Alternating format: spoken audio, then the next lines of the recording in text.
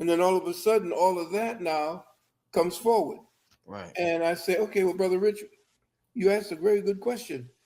So I have to now formulate it from my experiences, because if you can gather all kind of information. If the information does not turn into knowledge, and the knowledge then begins to ascend to wisdom, and then from wisdom to enlightenment, what the hell are you doing? Except grinding your wheels, just gathering information. You're an addict for information. I'm addicted to information.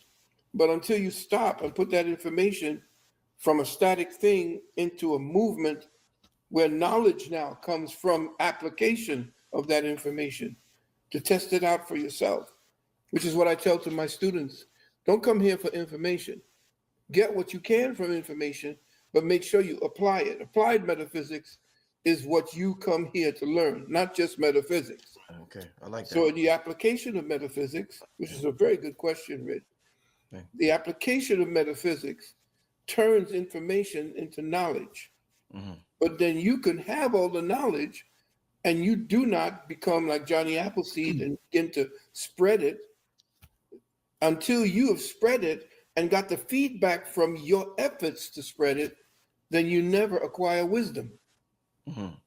When wisdom now becomes something that you quietly catalog within you and give to young people who you feel deserve or are ready to learn, then you step back, because that wisdom now becomes like a dandelion that once you have put the breath to it, you spread it out, and a lot of young people begin to have, and that's when you are now touching the surfaces of enlightenment, because you're seeing what you have now created in the minds of others. There is no, and I can't say this to you, but you know it, there is no greater rush for a teacher than to see a young student or a student, the light go on. Mm. That is the most beautiful thing, when somebody says, aha, okay, I see what you mean. And they begin to apply it, and all of a sudden, that door opens up, and you have now duplicated yourself 1,000-fold, because one person affects 1,000. Mhm. And I'm gonna get to, so, and I absolutely love that answer, Dr. Mhm. Valentine. Um,